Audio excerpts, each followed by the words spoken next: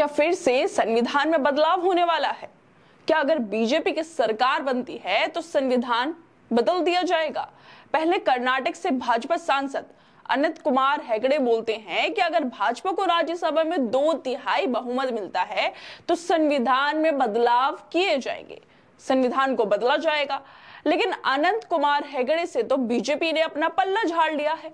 मगर अब फिर एक बार बीजेपी के राजस्थान के नागौर से उम्मीदवार संविधान बदलने की बात कर रही हैं, उसमें बदलाव करने की बात कर रही हैं। और इतना ही नहीं दोस्तों, बल्कि बीजेपी के नेता अब गुंडागर्दी पर भी उतर आए हैं। बोल रही है कि मोदी को वोट नहीं दिया तो किसी सरकारी अफसर कर्मचारी को क्षेत्र में रहने नहीं दूंगी। आखिर ये डर क्यों है बीजेपी के नेताओं के अंदर? क्या उन्हें हार का डर सताने लगा है? क्या इसी वजह से वो इस तरह के विवादित बयान दे रहे हैं? आपको एक एक करके बीजेपी के विवादित लोगों के बयान सुनवाते हैं ताकि आप लोगों को भी समझ आ जाए कि ये लोग कितना बौखला गए हैं, कैसे लोकतंत्र का मजाक बना रहे हैं। लेकिन सबसे अफसोस की बात तो यह है कि विपक्ष पर एकदम से बोलने वाला चुनाव आयोग खामोश बैठा है। सबसे पहले आपको राजस्थान के नागौर से भाजपा प्रत्याशी ज्योति मिर्धा का बयान सुनवाते हैं, जिसमें वो संविधान बदलने की बात कर रही हैं। देखिए वीडियो। देश के हित में कई कठोर निर्णय लेने पड़ते हैं, उनके लिए हमें संवैधानिक बदलाव करने पड़ते हैं। अगर संविधान के अंदर हमें कोई बदलाव करना होता है तो आप में से कई लोग जानते हैं कि उसके लिए दोनों जो हमारे सदन है, लोकसभा और राज्यसभा, दोनों की उसके अंदर अमल चाहिए होती है। लोकसभा में आज भारतीय जनता पार्टी और एनडीए का प्रचंड बहुमत है, उसमें कोई कमी नहीं है। लेकिन राज्यसभा में आज भी हमारी मेजोरिटी है। अगर इस बार तीसरी बार एनडीए की सरकार आती है तो शर्तिया।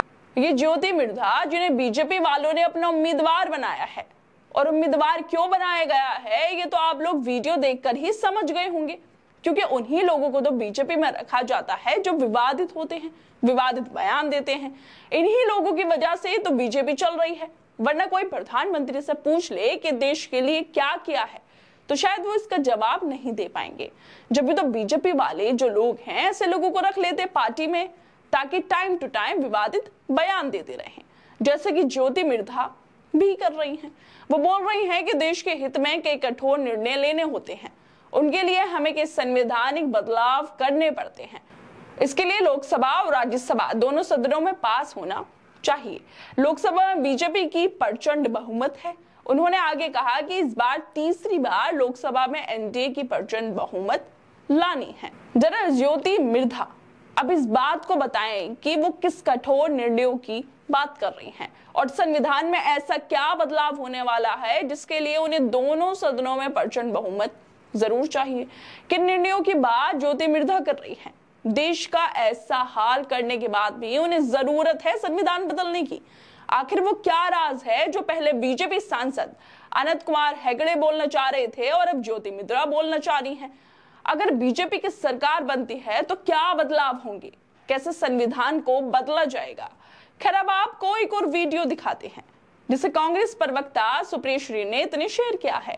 इस वीडियो में झुंझुनू से बीजेपी की जो पूर्व सांसद हैं संतोष अहलावत दिख रही हैं।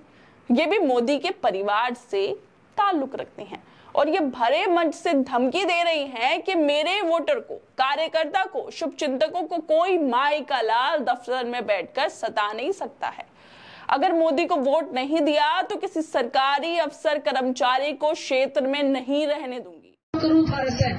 मेरे कार्यकर्ता को, मेरे वोटर को, मेरे शुभचिंतक को कोई माई का लाल किसी दफ्तर में बैठकर सता नहीं पाएगा। मेरा कमिटमेंट आपसे। गरीब का खुला मन से न्योता दे रहे के तो सील लो ना बिस्तर का कंडी रस्सी बांध लो, 5 साल बंदूंगी या कह दियो गांव में चाहे काल मैंने कह रहा कोई कहीं मना बोला है। मैं फिर बोल रही हूँ, नरेंद्र मोदी को वोट नहीं देने वाले आदमी को कोई अधिकार नहीं है कि सूरजगढ़ विधानसभा के किसी दफ्तर में बैठकर नौकरी करे। अब कैसे बुद्धा पर आजियो अब देखोगा कि मतलब इनके हिसाब से इनके क्षेत्र में रहना है तो मोदी को वोट करना होगा।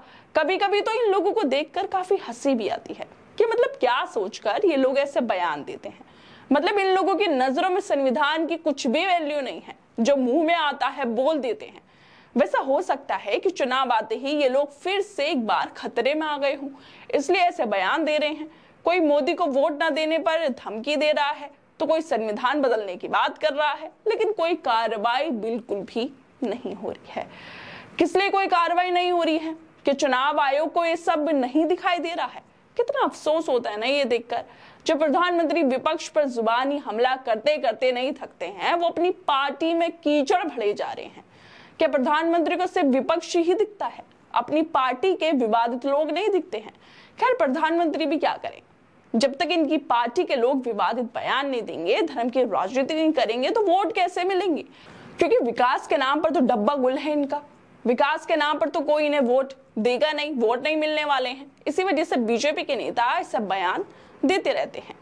खैर, इन लोगों की भी मजबूरी है अब ऐसे बयान देने की, वरना जनता वोट इन्हें बिल्कुल भी नहीं देगी और ये सत्ता से बाहर हो जाएंगे। इसलिए ऐसे बयान इन्हें देने पड़ते हैं ताकि कैमरों का फोकस जो है इन पर बना रहे। खैर दोस्तों, आप लोगों को क्या लगता है इस मुद्दे पर? हमें अपनी राय जरूर दें और बाकी तमाम खबरों को देखने के लिए जुड़े रहिए हमारे साथ।